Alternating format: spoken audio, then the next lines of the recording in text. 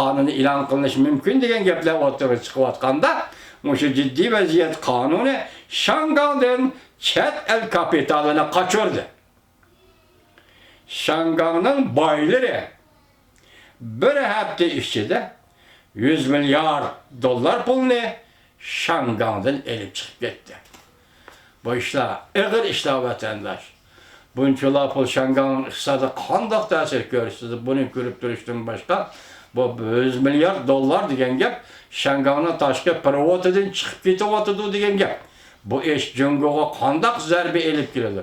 Boshda Shetiyanim dedi, savdo urushi Jungo iqtisodining qop bildim beliga tepdi. Sizlar qo'shani ko'paydi, zavodlar taqoldi dedi. Uni konkret topdi bu masala. Oxiri kelib nima debdi? Bilib dunyo, bilib Jungo.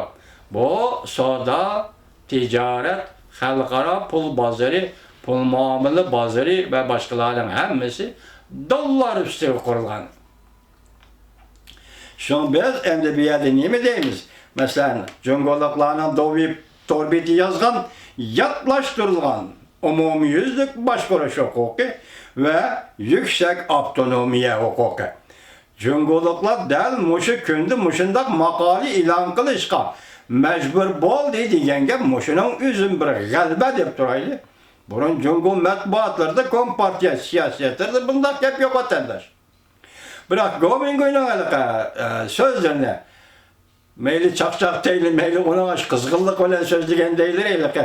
Shinjang mustaqil, Shangang mustaqil degan so'zlari-chi. Shuni elib baqayli yaqinda Junxo Federatsiyasi quriladi deydi. Bu onu tushunmaydigan bola ekan bu. Bu yerda 2 hukum bor, 3-4-5 hukum bor bu yerda. Federatsiya degani Xitoy tilida Lianbang deyiladi. Onun kayniga ulanib da keladigan yoki mushuning bilan tutash keladigan yana bir hukum bor. Bu hukumdan hozirgacha butun siyosiy hukum bor. Buningda butun Xitoy demokratlari. Hatto mushu sohada tadqiq qilyaptilar. Fikr qilyaptilar, qaychyapti. Onun ma'nosi yani Xitoycha bonglayan deyiladi. Bu bonglayanning ma'nosi nima desa, bu inglizchaga tarjima qilingan vaqtda kishilarga o'zlashganda konfederatsiya degan. Konfederatsiyaning oddiy ma'nosi nima? Davlatlar ittifoqi degan gap. Bugungi Yevropadagi davlatlar ittifoqi, Angliya federatsiyasiga a'zo davlatlar ittifoqi. Lekin Angliya buni federatsiya deb atagan. Hargiz konfederatsiya deb atagan emas. Endi hozir bu yerda Gomingo deyotgan federatsiya konkret aytganda federatsiyaga ma'qul bo'lgan millatlarga yoki federatsiyaga kiradigan davlatlarga, xalqlarga sen konkret qanday huquq berasan? Masala nima yerda? Atalmadimi emas. Masalan, konfederatsiya, federatsiya yoki yüksek avtonomiya, oliy avtonomiya gap bu ismlarda emas. Sen konkret qanday huquq olasan? Konkret qanday huquq berdi? Vatandaşım ben şundan bir sual qo'yay ko'rmadik vatandaş sizga. Faqat Xitoy bagellik narsani olaman desiniz, marhamat apandi. Xudo sizga baga iroda shunchilikla bo'ladigan bo'lsa sizga marhamat deymiz buni. Mayli Shangang, mayli deyman, mayli boshqacha. Xitoy nima beraman desa, shuni olaman desiniz. Shuning uchun yashayotgan bo'lsangiz, marhamat bo'lsin apandi. Agar bir kurash irodasiga ega bir millat bo'lsangiz, bir kurash irodasiga ega bir odam bo'lsangiz, sen beraman deganni men olmayman. Men sendan men olaman deganni olaman. Mana bu inqilob. Mana bu kurash. Mana bu kurash. Shunga buning bir shaxsiy tavakkalchilik qila oladigan ish emas. Yoki bir ishga odam, 4 odam da'vogarman deb o'tirib chiqib olganlar qilaydigan gap emas bu. Eg'ir gap vatandosh. Masalan, Xitoy hukumati Shanganga nima beraman desa, Shanganglik mashhurni olib, bu bek oddiy bo'lib qoladi bu. Masalan, Shangangga qilayotgan 4 oylik kurashlar bek oddiy kurash bo'lib qoladi. Hozir Shangang nima olaman deyapti. Bu eg'izdan chiqmadi. Tuniga nima dedi Shangang hozir? Vaqtliq hukumatning xitobnomasi o'qib o'tdi. Bugungi Tayvanliklar yana murojaat qilib to'g'ri betib turdi. Ular nima debdi? Shangangning vaqtliq hukumat qurg'uchi Bu adamlarına Tayvan'a ekilip Tayvan destekleşi lazım. Tayvan kollaşı lazım. Ama kollaştığı her taraflı kurulu. Meyli iktisadi, meyli başka nime, meyli teşkili, meyli halkara münasebetle. Başında kollaşı lazımdır. Bu Tayvanlıkla müracaat kıptı. Lekin Şangang'da kurulu, Şangang'da ilan kılındı. Bu nayet yaxşı oldu. Eğer Şangang'dan bula çıkıp gidip Tayvan'da ve yani kandakta ikinci bir demokratik devlet gibi verip mıjına iş kıldığın bolsa onun ahmiyeti bulmaydı vatandaş. Çünkü küreş Şangang'da buluvatıdı.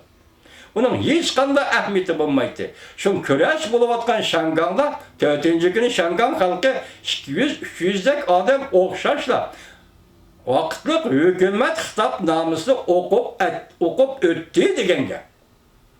Şangang'da bir taraftan küreş buluvatıdı, bir taraftan bu küreştin şekli, yaki siyasetin şekli Şangang halkı arkalık ottırgı çıkıvatıdı. Hem onun mezmunları mı ottırgı çıkıvatıdı? Çünkü 7 noktalık neresi okuduk mu? Onun mezmunları. Şunu endi bir yerde vatandaşım, hürmetlik vatandaşım gülbağ itiraf kılış meselesi. Bu bek nazik mesele canım. Bu bek nazik mesele. Bek nazik mesele. Kim itiraf kıldı diyen mesele bu bek nazik mesele. Şuna hazır Şangang mı? Şu nazik bir devri kirip geldiği pozisiya cihette. Amerika Koşmuş Ştatları hem de bunun kandak pozisiya bildirdi. Bu nazik bir devir. Hem Xitay hükümeti bunun kandak pozisiya bildirdi. Çünkü Şangang matbuatı dep oldu. Şanganglıklar ütüp oldu. Yani kendini çekini de yolluyor. Bu çıta. Muşu gep çıta. Şanganglıklar endi kendini çekini de yolluyor. Merhamet. Demek Xuda Şanganglıkka belki irade. İrade şu derceyi elip geldi.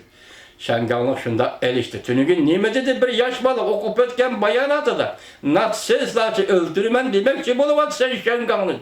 Erkillik irişimiz, nişanımız bu. Erkillik irişmeydikemiz ilişki razımız. Bunu her bir Şanganglıkın iradesiyle düşünün. Şuna Elizabeth Hanım'ı depti o. Elizabeth Warren Hanım'ı depti o. Hazır dünya sakçılarının aldı da. Kudretlik devlet gücünün yaki zoruvallıkının aldı da. Tek durgan Şanganglıklı köy değildi. Biz müşterikimiz Şanganglık, biz Uygurlarla seliştirip bakandık ya ki Uygurların köyleri encip kalandı. Köreş diye mandak buldu. Vatandaşları ya. Öremçide Dönkövrük'te mantı öyle samsını yep çıkıp tömür tabak, ablet olmak deyip gayret kılıp yürüyen milletin koludan bunda işkenmeydi. Çünkü Uygurlarımı oygandı o. Ahırı eğir bedelini tölüdü o. Hazır eninde meselep eğir bedel tölevatıdı o. Yani Uygur tölevatkan bu bedel hesapsız bedel. Hesabını çıkargılı olmaydıgan bedel. Ben aynı vakit Uygurlar'a karşı eğitibatımın ablet olmak, kömür tavak değiş bilen bu iş akmaydı vatandaş.